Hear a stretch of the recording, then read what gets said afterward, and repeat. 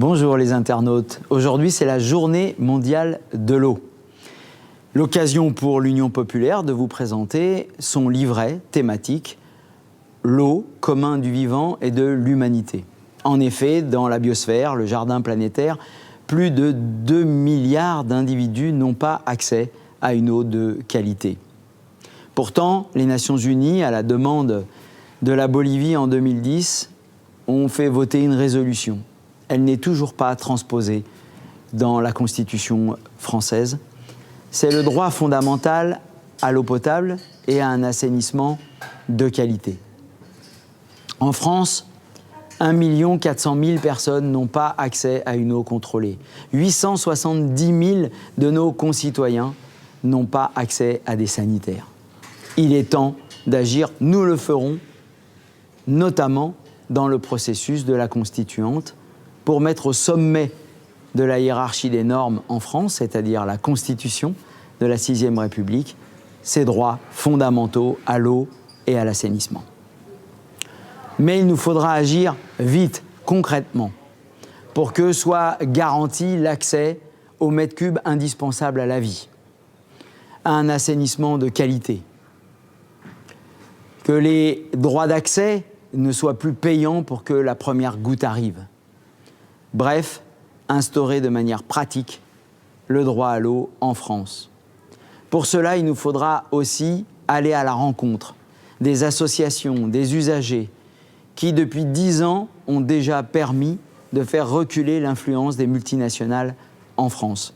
Ainsi, il y a 10 ans, les multinationales telles que Veolia, Suez, Sogedo, Lassor avaient 12 500 contrats. Aujourd'hui, elles n'en ont plus que 6 300. On le doit à la volonté politique de quelques élus, mais on le doit surtout à la résistance citoyenne qui s'est organisée avec les comités attaques d'abord, avec les comités au secours, avec les comités au public, avec les associations de consommateurs et usagers et toutes les coordinations au bien commun, au Île-de-France, et qui ont su ainsi inverser le cours des choses dans des dizaines, des centaines, des milliers d'endroits où les communes, de manière libre, ont opté pour la gestion publique, citoyenne et écologique de l'eau. Il nous faudra, sous la responsabilité d'un haut commissariat, mettre en œuvre des objectifs de planification pour tenir compte à la fois du fait que l'eau a son importance dans la question du dérèglement climatique, en faveur de la préservation de la biodiversité. Cette biodiversité du vivant fait qu'il y a des taux d'humidité, de l'évaporation, des averses de proximité et ainsi reconstituer des réserves en eau pour ne pas seulement dépendre des grands phénomènes pluviométriques liés à l'évaporation des espaces maritimes ou des espaces lacustres. Ensuite, avec ces agences de l'eau, nous financerons des objectifs quant aux investissements, à la planification du renouvellement des installations de captage, de distribution. Il n'est plus supportable qu'en France métropolitaine, comme dans les Outre-mer, il y ait tant d'eau pris gratuitement à la nature qui finalement est potabilisée pour rien et qui part en fuite, qui est ainsi gâchée et éloignée des réserves naturelles. À ce propos, nous allons devoir mettre fin à tous les écocides qui s'annoncent ou qui sont en cours.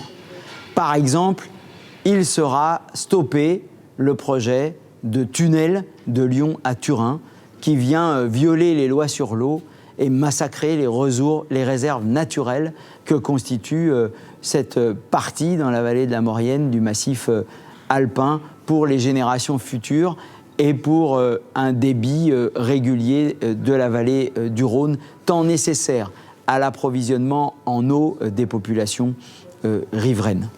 Il nous faudra aussi donner des objectifs aux régions qui devront voir leurs contours mis en cohérence avec les bassins versants, notamment des rivières. Enfin, nous accompagnerons la sortie des derniers contrats avec les multinationales pour que les salariés de l'eau trouvent un statut, un déroulement de carrière qui soit conforme à leur conquête sociale, à ce qu'ils ont obtenu et nous nous appuierons sur le meilleur de ce que la lutte du mouvement ouvrier et salarié des métiers de l'eau a obtenu, tant dans le secteur privé que dans les fonctions publiques. Enfin, nous favoriserons la cogestion entre les salariés, les usagers et les élus locaux pour que les objectifs de gratuité dont nous sommes porteurs, les mètres cubes indispensables à la vie, la gratuité des compteurs au domicile principal, eh bien, soient mis en œuvre selon et en s'adaptant aux réalités du terrain, aux besoins sociaux, mais aussi aux différents usages, puisque nous connaissons des usages professionnels, des usages administratifs, des usages en résidence secondaire, des usages au domicile principal. Ces usages ne sont pas tous égaux entre eux et il nous faudra tenir compte des réalités de consommation pour fixer les péréquations indispensables à la mise en œuvre du droit à l'eau, bassin de vie par bassin de vie. Voilà, je vous invite à prendre connaissance de ce livret, mais aussi du discours de Jean-Luc Mélenchon sur l'eau qui est édité aujourd'hui.